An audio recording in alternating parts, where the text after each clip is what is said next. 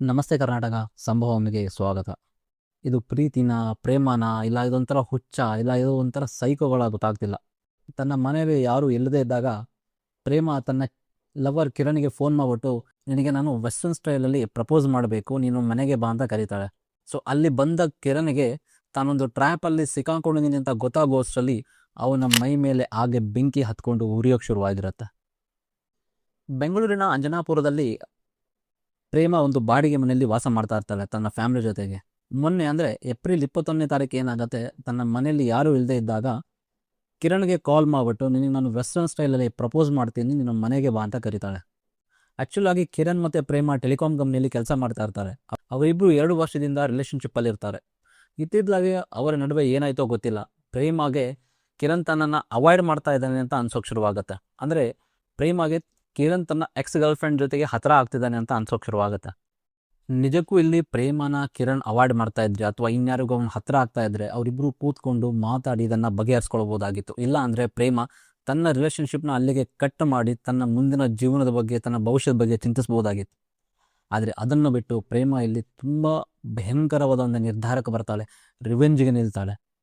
April 21 ಸುಮಾರು ಮಧ್ಯಾಹ್ನ 2 ಗಂಟೆಗೆ ಕಿರಣ್ ಪ್ರೇಮಳ ಮನೆಗೆ ಬರ್ತಾನೆ. ಅಂಜನಾಪುರದಲ್ಲಿರುವಂಥ ಅವಳ ಮನೆಗೆ ಬರ್ತಾನೆ. ಅವನು ನನಗೆ ವೆಸ್ಟರ್ನ್ ಸ್ಟೈಲಲ್ಲಿ ಪ್ರಪೋಸ್ ಮಾಡ್ತೀನಿ. ಅದು ಯಾವ ವೆಸ್ಟರ್ನ್ ಸ್ಟೈಲಲ್ಲಿ ಪ್ರಪೋಸ್ ಮಾಡೋಕ್ಕೋದ್ಲು, ಅವನು ಏನು ತಿಳ್ಕೊಂಡು ಬಂದು ಆ ವೆಸ್ಟರ್ನ್ ಸ್ಟೈಲಲ್ಲಿ ಪ್ರಪೋಸ್ ಮಾಡ್ತೀನಿ ಅಂತ ಹೇಳ್ಬಿಟ್ಟು ಅವನನ್ನು ಒಂದು ಕುರ್ಚಿ ಮೇಲೆ ಕೂಡಿಸಿ ಬ್ಲೈಂಡ್ ಫೋಲ್ಡ್ ಮಾಡ್ತಾಳೆ. ಅಂದರೆ ಕಣ್ಣಿಗೆ ಬಟ್ಟೆ ಕಟ್ತಾಳೆ, ಕೈನ ಹಿಂದೆ ಕಟ್ತಾಳೆ, ಕಾಲುಗಳನ್ನು ಕಟ್ತಾಳೆ. ಯೋಚನೆ ಮಾಡಿ, ಅವನ ಯೋಚನೆ ಅವನ ಮನಸ್ಸಲ್ಲಿ ಏನಿತ್ತೋ ಗೊತ್ತಿಲ್ಲ. ಆ ಕ್ಷಣಕ್ಕೆ ಅದು ಯಾವ ರೊಮ್ಯಾಂಟಿಕ್ ಫೀಲಿಂಗಲ್ಲಿ ಇದ್ದೋ ಗೊತ್ತಿಲ್ಲ. ಬಟ್ ಕಿರಣ್ನ ಕಣ್ಣುಗಳನ್ನು, ಕೈಗಳನ್ನು ಮತ್ತು ಕಾಲುಗಳನ್ನು ಕಟ್ಟಿ ಅವನನ್ನು ಚೇರ್ ಮೇಲೆ ಕೂಡಿಸ್ತಾಳೆ. ಆ್ಯಕ್ಚುಲಾಗಿ ಕಿರಣ್ನ ಶರ್ಟ್ ಕೂಡ ಬಿಚ್ಚುತ್ತೆ. ಕಿರಣ್ ಮೋಸ್ಟ್ಲಿ ತನ್ನ ಲೈಫ್ನ ಬೆಸ್ಟ್ ಮೂಮೆಂಟ್ ಇದು ಅಂತ ಅಂದ್ಕೊಂಡಿರ್ತಾನೆ ಅಂತ ಅನ್ಸುತ್ತೆ. ಬಟ್ ಅವನ ಲೈಫ್ನ ಲಾಸ್ಟ್ ಮೂಮೆಂಟ್ ಅಂತ ಆ ಕ್ಷಣಕ್ಕೆ ಕಿರಣ್ಗೂ ಕೂಡ ಗೊತ್ತಿರೋದಿಲ್ಲ. ಹಾಗೆ ಚೇರಿಗೆ ಕಣ್ಣು, ಕಾಲು ಮತ್ತು ಕೈಗಳನ್ನು ಕಟ್ಟಿದಂಥ ಪ್ರೇಮ ಅವನ ಮೇಲೆ ಸೀಮೆ ಎಣ್ಣೆ ಮಿಶ್ರಿತ ಪೆಟ್ರೋಲನ್ನು ತಂದು ಸುರಿತಾಳೆ. ಆ ಕ್ಷಣಕ್ಕೆ ಬಹುಶಃ ಕಿರಣ ಗೊತ್ತಾಗಿರುತ್ತೆ ಇಲ್ಲೇನು ನಡೀತಿದೆ ಅಂತ. ಬಟ್ ಅವನಿಗೆ ಅಲ್ಲಿ ತಪ್ಪಿಸ್ಕೊಂಡು ಹೋಗೋದಕ್ಕೆ ಯಾವುದೇ ಚಾನ್ಸ್ಗಳಿರೋದಿಲ್ಲ. ಪೆಟ್ರೋಲನ್ನು ಸುರಿದು ಅವನಿಗೆ ಬೆಂಕಿ ಹಚ್ಚಿಬಿಡ್ತಾಳೆ. ಕಾಮನ್ ಆಗಿ ಜನರಿಗೆ ಸತ್ತಿರೋ ದೇಹ ಸುಡೋದನ್ನು ನೋಡೋದಕ್ಕೆ ಒಂಥರ ಭಯ ಆಗುತ್ತೆ.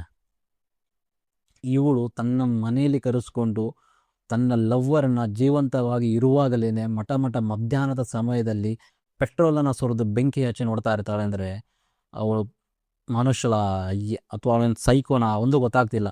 ಇದಕ್ಕಿಂತಲೂ ಆಘಾತಕಾರಿ ವಿಷಯ ಏನು ಗೊತ್ತಾ, ಈ ಎಲ್ಲ ಇನ್ಸಿಡೆಂಟ್ನ ಅವಳು ತನ್ನ ಫೋನಲ್ಲಿ ಕ್ಯಾಮ್ರಾದಲ್ಲಿ ಕವರ್ ಮಾಡ್ತಾಳೆ. ಇವರೇನು ರಾಕ್ಷಸರು, ಮನುಷ್ಯರು, ಸೈಕೋಗಳು, ಅಥವಾ ಕಿರಣೆ ಅಂತ ಅದೇನಾದರೂ ಒಂದು ಮಾಡಿದ್ನೋ ಗೊತ್ತಿಲ್ಲ. ಸೊ ಈ ಇನ್ಸಿಡೆಂಟ್ ಆದಮೇಲೆ ಅಲ್ಲಿ ಅಗ್ನಿಶಮದ ದಳದವರು ಬರ್ತಾರೆ, ಪೊಲೀಸರು ಬರ್ತಾರೆ. ಬಟ್ ಪೊಲೀಸರಿಗೆ ಪ್ರೇಮ ಇದೊಂದು ಸೂಸೈಡ್ ಅಂತ ಹೇಳೋದಕ್ಕೆ ಟ್ರೈ ಮಾಡ್ತಾಳೆ. ಅಲ್ಲ, ಬಟ್ ಕ್ರೈಮ್ ಸೀನ್ ನೋಡಿದ್ರೇ ಪೊಲೀಸರಿಗೆ ಇಲ್ಲಿ ಗೊತ್ತಾಗುತ್ತೆ ಅಂತ ಅನಿಸುತ್ತೆ. ಕಣ್ಣು ಕಟ್ಟಿದ್ದಾರೆ, ಕೈಗಳನ್ನ ಕಟ್ಟಿದ್ದಾರೆ, ಕಾಲುಗಳನ್ನ ಕಟ್ಟಿದ್ದಾರೆ. ಇನ್ನು ಅವ್ನು ಪೆಟ್ರೋಲ್ ಹಾಕೋದೆಲ್ಲಿ, ಅವ್ನು ಬೆಂಕಿ ಹಚ್ಕೊಳ್ಳೋದೆಲ್ಲಿ, ಅದು ಎಲ್ಲಿಂದೋ ಅವಳ ಮನೆಗೆ ಬಂದು ಹಚ್ಕೊಳ್ಳೋದೆಲ್ಲಿ.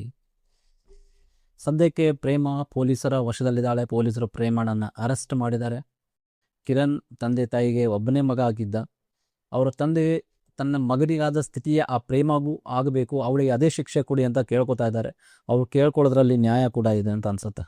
ನಾನು ಕೊನೆಯದಾಗಿ ಹೇಳೋದೇನಪ್ಪ ಅಂದರೆ, ಬದುಕಲ್ಲಿ ಯಾವುದೇ ಪರಿಸ್ಥಿತಿ ಇರಲಿ, ಎಂಥದ್ದೇ ಸಿಚುವೇಶನ್ಸ್ ಬರಲಿ, ಮನಸ್ಸನ್ನು ಹತೋಟಿಯಲ್ಲಿ ಇಟ್ಕೊಂಡು ನಿರ್ಧಾರಗಳನ್ನು ತೆಗೆದುಕೊಳ್ಳಿ. ಇಲ್ಲಾಂದರೆ ನಿಮ್ಮ ಒಂದು ತಪ್ಪು ನಿರ್ಧಾರ ಇಡೀ ನಿಮ್ಮ ಜೀವನವನ್ನೇ ಹಾಳು ಮಾಡುತ್ತೆ. ಒಂದು ಸಲ ಜೀವನ ಹಾಳಾದರೆ ಸುಧಾರಿಸೋಕ್ಕೆ ತುಂಬ ಕಷ್ಟಪಡಬೇಕು. ಸೊ ಇದನ್ನು ಮೈಂಡಲ್ಲಿ ಇಟ್ಕೊಳ್ಳಿ. ಮತ್ತು ಮುಂದೆ ಮತ್ತೊಂದು ವಿಡಿಯೋದೊಂದಿಗೆ ಸಿಗೋಣ. ಅಲ್ಲಿವರೆಗೂ ನಮಸ್ಕಾರ. ಜೈ ಹಿಂದ್, ಜೈ ಕರ್ನಾಟಕ.